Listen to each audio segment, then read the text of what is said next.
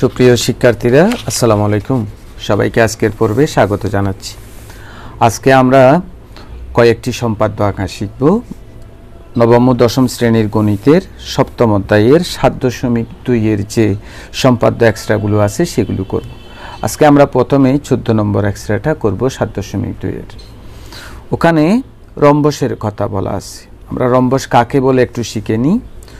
যদি কোনো চতুর্ভুজের প্রত্যেকটা বাহু পরস্পর সমান হয়, অর্থাৎ এখানে ৪টা বাহু থাকবে, ৪টা বাহুই পরস্পর সমান হবে, অর্থাৎ এবি, বিসি, সিডি এবং এডি, এই যে ৪টা বাহু আছে ৪টা বাহু পরস্পর সমান হবে এবং বিপরীত বাহুগুলো হবে একই সাথে সমান্তরাল, অর্থাৎ এবি সমান্তরাল ডিসি হবে, বিসি সমান্তরাল এডি হবে এবং কোনো কোণের পরিমাণ কোনো অবস্থাতেই এক সমকোণ হবে না, তখন তাকে আমরা রম্বস বলবো। তাহলে রম্বস কাকে বলে? যদি কোনো চতুর্ভুজের প্রত্যেকটি বাহু সমান হয় এবং বিপরীত বাহুগুলো একই সাথে সমান্তরাল হয় এবং কোনো কোণের পরিমাণ এক সমকোণ না হয়, অর্থাৎ এখানে এই যে এ কোণ, বি কোণ, সি কোণ, ডি কোণ আছে, কারো পরিমাণ এক সমকোণ হবে না, তখন তাকে আমরা রম্বস বলবো। তো এখন আমাদের সম্পাদ্য এক্সট্রা কি বলছে? রম্বসের একটি বাহু, এখানে ৪টা বাহু আছে না, ৪টা বাহুর ভিতর একটা বাহুর পরিমাণ দিয়ে দিয়েছে।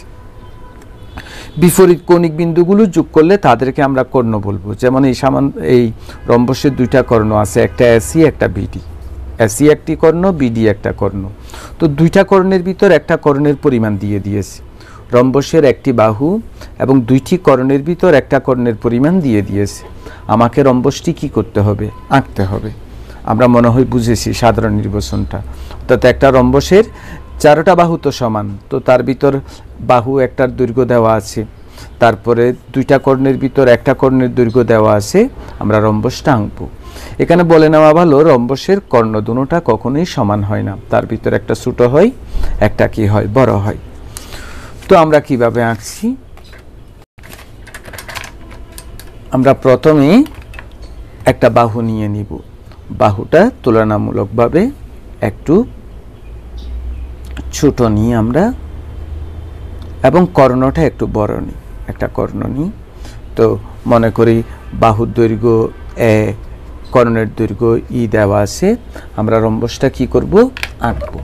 তো আমরা কি করব, এখানে আঁকার সময় এটা তো কর্ণ, তো আমরা উপরে নিচে করে একটু নিলে ছবিটা খুব সুন্দর হয়। আমরা উপরে নিচে করে একটা কি নিই, কর্ণের দৈর্ঘ্য নিয়ে নিই, উপরে নিচে অথবা নিচে উপরে, তোমার যেখানে নিতে ভালো লাগে।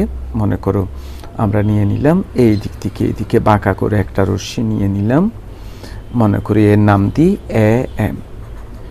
সে এম রশ্মি হতে কর্ণের সমান করে আমরা জাস্ট কর্ণটা যতটুকু, অর্থাৎ এই কর্ণ ই যতটুকু আর কি, কর্ণ ই যতটুকু, এই ইয়ের সমান করে ই যতটুকু অতটুকু সমান করে এখান এ থেকে নিই, কেমন? এটার নাম দিই এসি। এটা কার সমান করে নিলাম? ইয়ের সমান করে এসি অংশ কাটলাম। এটা খুবই সহজ। এবার আমরা বাহু এর সমান মাপ নিই, বাহু এর সমান মাপ নিই, কাটাটা এতে দিয়ে দুই পাশে আমরা 2টা বৃত্ত চাপ দিব। ঠিক একই মাপ নিয়ে কাটাটা সিতে দিয়ে আমরা আবার 2টা বৃত্ত চাপ দিব। তো বৃত্ত চাপ দুটোটা মনে করো বি এবং সি বিন্দুতে কি করে? ছেদ করে। এখন আমরা কি করব? এর সাথে বি যোগ করে দিব এবং বি এর সাথে সি যোগ করে দিব এবং এর সাথে সি যোগ করে দিব এবং সি এর সাথে ডি যোগ করে দিব। তাহলে আমরা দেখব যে এই যে এ বি সি ডি চতুর্ভুজটা হয়েছে, সেটাই নির্ণয় রম্বস অঙ্কিত হয়েছে, অর্থাৎ নির্ণয় রম্বস অঙ্কিত হলো। তো আমরা এটার বিশেষ নির্বাচন হবে কি? রম্বসের একটি বাহু এ, কর্ণের দৈর্ঘ্য ই দেওয়া আছে, রম্বসটি আঁকি। অঙ্কনের বিবরণ: এম যে কোনো রশ্মি নিয়ে কর্ণ ই এর সমান করে এসি অংশ কেটে নিই। এবার এ এবং সি কে কেন্দ্র করে বাহু দৈর্ঘ্য এর সমান ব্যাসার্ধ নিয়ে দুই পাশে 2টা বৃত্তচাপ আঁকি। বৃত্তচাপ দ্বয় বি ও ডি বিন্দুতে পরস্পর ছেদ করে। এর সাথে বি, বি এর সাথে সি, সি এর সাথে ডি, ডি এর সাথে যোগ করি। তাহলে এ বি সি ডি এই নির্ণয় রম্বস অঙ্কিত হলো। সুপ্রিয় শিক্ষার্থীরা, এরপর আমরা যেটা আঁকবো সেটা হলো 7.2 এর 15 নম্বরটা। এটাও রম্বসের, তবে এখানে কি বলেছি, এখানে বলেছে রম্বসের দুইটি কর্ণ থাকে। আমরা কতক্ষণ আগেই বললাম, মনে করে ABCD একটি রম্বস, এর AC একটি কর্ণ, BD একটি কর্ণ। তো এবার কি করেছে, কর্ণ দুটার দৈর্ঘ্য দিয়ে দিয়েছে। কেমন, এই যে রম্বসের দুইটি কর্ণের দৈর্ঘ্য দিয়ে দিয়েছে। এখন তোমাকে রম্বসটা আঁকতে হবে, অর্থাৎ রম্বসের দুইটা কর্ণর দুটার দৈর্ঘ্য দিয়ে দিয়েছে, তোমাকে রম্বসটা আঁকতে হবে। এটা আঁকতে একটু কৌশলী হতে হবে তোমাকে। কি করবে, তুমি প্রথমে একটি কর্ণ নিবে, তুমি একটি কর্ণ নিবে, একটি কর্ণ নিয়ে এটার নাম দিয়ে আমরা ই, তারপর আরেকটি কর্ণ নিব, একটু জায়গা খালি রাখবো, একটা বড় একটা ছোট নিব, আমরা দুইটি কর্ণ নিব, একটা ই নিলাম, একটা এফ নিলাম, একটু জায়গা খালি রাখতে হবে। মানে আমরা এফকে সমান দুই ভাগে ভাগ করব, এই কারণেই জায়গা খালি রাখলাম। তো আমরা একটা কথা এখানে প্রসঙ্গক্রমে বলে নিয়ে, এটা তোমার অবজেক্টিভেও কাজ দিবে। সেটা হলো রম্বসের কর্ণ দুটা কিন্তু পরস্পরকে সমকোণে সমদ্বিখণ্ডিত করে। এই কথাটা খুব ইম্পর্টেন্ট, এটা অবজেক্টিভে তোমার খুবই কাজে লাগবে। রম্বসের কর্ণদ্বয় পরস্পরকে সমকোণে সমদ্বিখণ্ডিত করে, সমকোণে সমদ্বিখণ্ডিত করে। এই ধারণাটা যদি তোমার ক্লিয়ার থাকে, তাহলে এই রম্বস আঁকতে, এবং তুমি কেন ওইভাবে আঁকতেছো সেটা নিজে বুঝবে। না হলে শুধু ওই যে স্যারে দেখাই দিল, তুমি আঁকা শিখলে নিজে কিছু বুঝলে না, পরে নিজে আঁকতে গিয়ে দেখবে যে মুখস্থ ভুলে গেলে আর আঁকতে পারতেছো না। এটার মানে কি, রম্বসের কর্ণদ্বয় পরস্পরকে সমকোণে সমদ্বিখণ্ডিত করে। এটার মানে হলো রম্বসের কর্ণ দুটা যে বিন্দুতে ছেদ করে, এই বিন্দুতে এরা সমান দুই ভাগে ভাগ হয়। মনে করি AC একটি কর্ণ, BD একটা কর্ণ, ওরা ও বিন্দুতে ছেদ করেছে, তাহলে AC কর্ণটা A=OC হবে, আবার BD কর্ণটা কি হবে, B=OD। এবং এইখানে প্রত্যেকটা কোণের পরিমাণ হবে 1 সমকোণ, এটাও 1 সমকোণ, এটাও 1 সমকোণ, এটাও 1 সমকোণ। এটা খুব ইম্পর্টেন্ট কথা। এই কথা দিয়ে আমরা অনেক কিছু বুঝবো, যে রম্বসের কর্ণ দুটা পরস্পরকে সমকোণে সমদ্বিখণ্ডিত করে, অর্থাৎ কর্ণ দুটা যে বিন্দুতে ছেদ করে, ও বিন্দুতে ওরা সমান দুই ভাগে ভাগ হয় 2, এখানে যে 4টা কোণ উৎপন্ন করে প্রত্যেকটা সমকোণ। তাহলে এবার তুমি আসো, যেহেতু এই দুইটা কর্ণ নিয়েছো, তাহলে এই দুটা মধ্যবিন্দু একটা বিন্দুতে ছেদ করবে, সেই জন্য এইটার মধ্যবিন্দু আমরা একটা নির্ণয় করব, কিন্তু এক বিন্দুর অর্ধেক করে ফেলতে হবে, মধ্যবিন্দু বের করে ফেলতে হবে। চলো এটার মধ্যবিন্দু আগে বের করে ফেলি। কাঁটাটা অ্যাপের যে কোনো এক প্রান্ত দিয়ে অর্ধেকের বেশি মাপ নিয়ে চোখের আন্তাসে দুই পাশে দুইটি কি দিবে, বৃত্তচাপ দিবে। টিপ অপর প্রান্ত অ্যাপে দাও, দিয়ে আগে আঁকছো যে সেগুলির উপর আবার দুইটা বৃত্তচাপ দাও। না পড়লে তুমি ওই দিক থেকে আবার আঁকবে, দেখবে যে পড়ে যাবে। এখন আমরা স্কেল বসিয়ে একটা দাগ দিয়ে দিই, তাহলে এটা কয় ভাগ হয়ে গেল, 2 ভাগ হয়ে গেল। এখানেও আমরা যেহেতু দুটা কর্ণ একটু আড়াআড়িভাবে নিই, আমরা একটু আড়াআড়িভাবে নিই, আড়াআড়িভাবে নিলাম। কেমন, আড়াআড়িভাবে নিলাম। এটার নাম দিলাম মনে করো আমরা AM। সেই AM হতে আমরা ওই যে 2 ভাগ করি নাই যে কর্ণটা, সেটা সমান মাপ নিব। 2 ভাগ করি নাই যে সেটার সমান মাপ, সেটা সমান মাপ নিয়ে মনে করো আমরা AC অংশ কেটে নিলাম, AC অংশ কেটে নিলাম। দেখো এখন আমরা কিন্তু আরেকটা জিনিস পড়ব, লম্ব সমদ্বিখণ্ডক। লম্ব সমদ্বিখণ্ডক কাকে বলে কিন্তু সেটাও তোমাকে বুঝতে হবে। লম্ব সমদ্বিখণ্ডক, আমরা এখন একটা লম্ব সমদ্বিখণ্ডক আঁকবো। লম্ব সমদ্বিখণ্ডক কাকে বলে, যদি একটা বাহুর উপর আর একটা বাহু লম্ব আঁকা হয়, এবং লম্ব আকার হলে ফলে ওই বাহুটা সমান 2 ভাগে ভাগ হয়, তখন ওই বাহুকে ওই বাহুর লম্ব দ্বিখণ্ডক বলে। লম্ব সমদ্বিখণ্ডকও বলে, লম্ব দ্বিখণ্ডকও বলে। মনে করো AB একটি রেখা, AB রেখাতে আমি একটা CD লম্ব আঁকলাম, তো CD লম্ব আঁকার ফলে AB রেখাটা কি হলো, সমান 2 ভাগে ভাগ হয়ে গেল। অর্থাৎ CD রেখাটা ABর উপর একই সাথে লম্ব হলো এবং AB কে সমান 2 ভাগে ভাগও করলো, তখন ওই CD কে বলবো AB এর লম্ব সমদ্বিখণ্ডক। তাহলে একটা বাহুর উপর যখন লম্ব সমদ্বিখণ্ডক আঁকতে বলা হয়, তখন বুঝতে হবে ওই বাহুর উপর একটা লম্ব আঁকা হয়, একই সাথে ওই বাহুটাকে সমান 2 ভাগে ভাগ করে। তো ডিয়ার স্টুডেন্টগুলো, আমরা AC-তে লম্ব সমদ্বিখণ্ডক আঁকবো, কিন্তু AC-তে লম্ব সমদ্বিখণ্ডক আঁকবো। তো লম্ব সমদ্বিখণ্ডক আঁকার পদ্ধতি লম্বর মতো না, তো এটা কিভাবে আঁকি, কাঁটাটা এতে দিয়ে সুখের আন্তাসে তুমি এসি এর বেশি মাপ নিবা, নিয়ে দুই পাশে দুইটি বৃত্তচাপ আঁকবা। ঠিক একই মাপ নিয়ে তুমি সিতে দিবে, বৃত্তচাপ দাও, এবং তুমি কি করে পেলো, একটা লম্বা টান মারো, একেবারে লম্বা টান, দুটোটা যোগ করে দুনো দিকে টান মারবে। এটাই হলো এর কি লম্ব সমদ্বিখণ্ডক। এই আরএসটা এর লম্ব সমদ্বিখণ্ডক, এই আরএসটা এর লম্ব সমদ্বিখণ্ডক। অর্থাৎ আরএস এসি কে উ বিন্দুতে সমান দুই ভাগে বাঁকু করেছে, আবার এটা লম্ব হয়েছে। এবার দেখো এই উএস এবং উআর হতে অর্ধেক এফ এর সমান করে, ফুল এফ না, অর্ধেক এফ। তাহলে অর্ধেক এফ এর সমান মাপ নিই আমরা আগে তো দুই ভাগ করেছি, অর্ধেক এফ এর সমান মাপ নিয়ে আমরা প্রথমে উআর হতে কাটি, কেমন উআর হতে, তারপর উএস হতেও কাটি আমরা। তো এটার নাম আমরা দিলাম বি, এটার নাম দিলাম আমরা পি।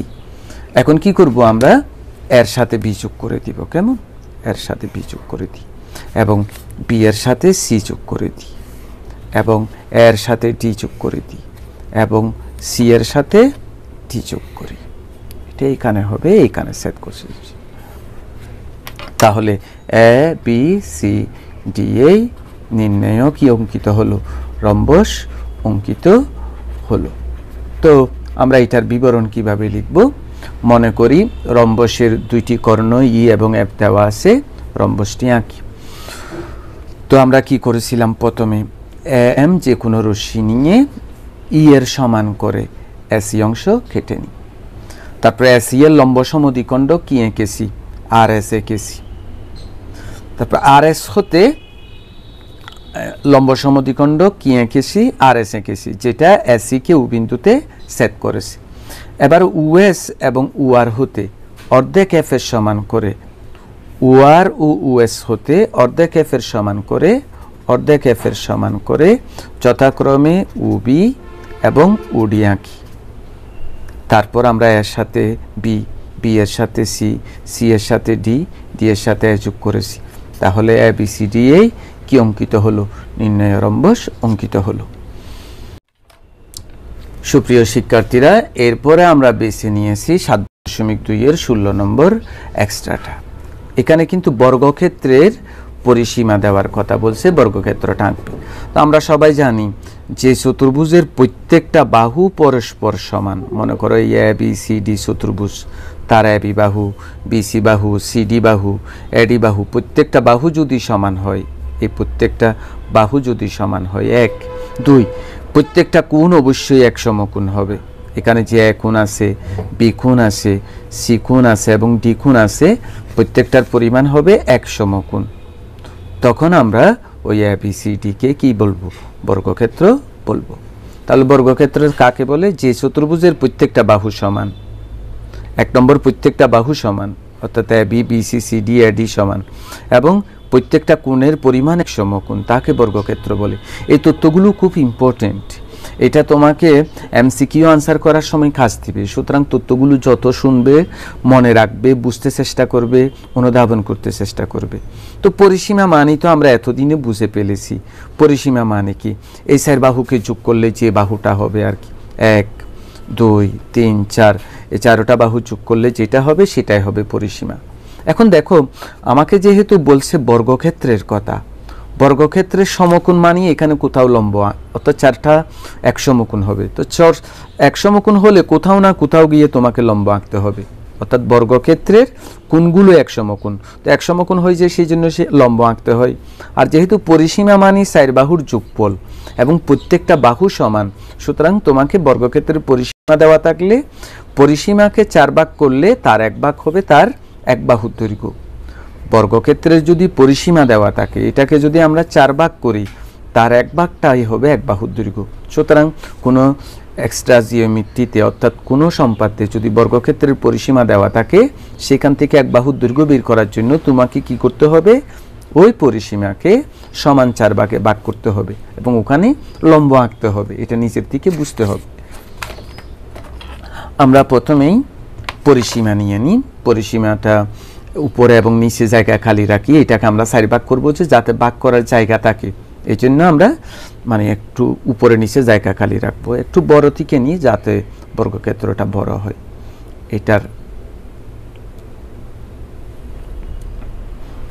এটার নাম দিলাম মনে করো ফি। তো আমরা কি করব, প্রথমে এই ফিকে সমান 4 ভাগে ভাগ করব। তো কাঁটাটা, পেন্সিল কম্পাসের কাঁটাটা পিতে দিয়ে চোখের আন্দাজে অর্ধেকের বেশি মাপ নিব, অর্থাৎ এটার অর্ধেকের বেশি মাপ চোখের আন্দাজে। উপরের দিকে একটা বৃত্তচাপ দিব, নিচের দিকে একটা বৃত্তচাপ দিব, অপর প্রান্তেও ঠিক সেই মাপ নিয়ে আবার 2টা বৃত্তচাপ দিব। এখন আমরা জাস্ট স্কেলটা বসাবো, ওখানে স্কেল বসাইলে এটা কয় ভাগ হয়ে গেল, 2 ভাগ হয়ে গেল। এই 2 ভাগকে যদি আমরা আবার সমান 2 ভাগ করি তখন এটা 4 ভাগের 1 ভাগ হবে। তো কাঁটাটা এইখানে দিয়ে আবার চোখের আন্দাজে অর্ধেকের বেশি মাপ নিয়ে 2 পাশে 2টা বৃত্তচাপ দিব, অপর প্রান্ত হতেও আবার আমরা কি 2 পাশে 2টা বৃত্তচাপ দিব, না গেলে আমরা আবার অপর প্রান্ত থেকে দিব। তো এবার আমরা কি করি, স্কেলটা এইখানে আর এইখানে বসাই, দাগ দিয়ে দিই। তাহলে এটা কি হলো, 1/4 পি এর সমান হলো। এবার আমরা উপরের দিকে জায়গা খালি রেখে যে কোনো একটা রশ্মি নিই, উপরের দিকে জায়গা খালি রেখে যে কোনো একটা রশ্মি নিই। রশ্মিটার নাম দিলাম মনে করো বিই। সে বিই হতে জাস্ট 1/4 পি এর সমান করে 1/4 পি এর সমান করে এবি অংশ কেটে নিই আমরা। এটা কার সমান আঁকলাম, 1/4 পি। এবার আমরা কি করব, এই যে বি বিন্দু আছে, বি বিন্দুতে একটা লম্ব আঁকবো, কারণ এখানে লম্ব আঁকতেই হবে সমকোণ হওয়ার জন্য। তো লম্ব আঁকা আমরা শিখে ফেলেছি, কাঁটাটা এখানে দিয়ে যে কোনো মাপ নিয়ে একটা বৃত্তচাপ দিব। ঠিক সেই মাপ নিয়ে, এই মাপটা নড়াচড়া করা যাবে না, এখানে দিয়ে একবার, এখানে দিয়ে আরেকবার, আবার একবার, কাঁটাটা আবার আমরা এখানে দিব, দিয়ে আরও একবার, এখানে দিই আরও একবার। এবার আমরা এটাকে বাড়িয়ে দিই, কেমন, এটার সাথে এটা যোগ করে বাড়িয়ে দিলাম। মনে করো আমরা এই লম্বটা পি বিন্দুতে বিএম কি আঁকলাম, লম্ব আঁকলাম। সে বিএম হতে আবার 1/4 পি এর সমান করে, অর্থাৎ পরিসীমার 4 ভাগের 1 ভাগের সমান করে বিসি অংশ কেটে নিই। এবার আমরা কি করব, এ এবং সি বিন্দুতে 1/4 পি এর সমান ব্যাসার্ধ নিয়ে 1/4 পি এর সমান ব্যাসার্ধ নিয়ে সামনের দিকে একটা বৃত্তচাপ আঁকি, সামনের দিকে একটা বৃত্তচাপ আঁকি। বৃত্তচাপটা পরস্পর মনে করি কোন বিন্দুতে ছেদ করে, ডি বিন্দুতে ছেদ করে। এবার এ এর সাথে ডি যোগ করে দিই এবং ডি এর সাথে সি যোগ করে দিই। তাহলে এই যে এ বি সি ডি চতুর্ভুজটা হলো, এটাই হলো নির্ণেয় চতুর্ভুজ, এটাই নির্ণেয় চতুর্ভুজ অঙ্কিত হলো। তো আমরা কি লিখব, যে বর্গক্ষেত্রের পরিসীমা পি দেওয়া আছে, বর্গক্ষেত্রটি আঁকি। তো আমরা প্রথমে পরিসীমা পি কে 4 ভাগের 1 ভাগ করে নিই, এটা লিখব। বি যে কোনো রশ্মি নিয়ে 1/4 পি এর সমান করে বি এ অংশ কেটে নিই। বি বিন্দুতে বিএম লম্ব আঁকি, বিএম হতে আবার 1/4 পি এর সমান করে বিসি অংশ কেটে নিই। এবার এ এবং সি কে কেন্দ্র করে 1/4 পি এর সমান ব্যাসার্ধ নিয়ে অ্যাঙ্গেল এ বি সি এর দিকে 2টি বৃত্তচাপ আঁকি। বৃত্তচাপ দুটি ডি বিন্দুতে ছেদ করে এস ডি এবং সি ডি যোগ করি। তাহলে এ বি সি ডি এই নির্ণেয় বর্গক্ষেত্র অঙ্কিত হলো। সুপ্রিয় শিক্ষার্থীরা, আমরা আজকে যে 3টা এক্সট্রা করাইলাম, তোমরা এই 3টা এক্সট্রা বাসায় করে ফেলবে। এত মনোযোগের সাথে পর্বটা যে তোমরা দেখেছো, এই জন্য তোমাদেরকে অসংখ্য ধন্যবাদ। আগামী পর্বেও তোমরা আমাদের সাথে থাকবে, এইরকম প্রত্যাশা করছি। সবাই ভালো থাকবে, সুস্থ থাকবে। আল্লাহ হাফেজ।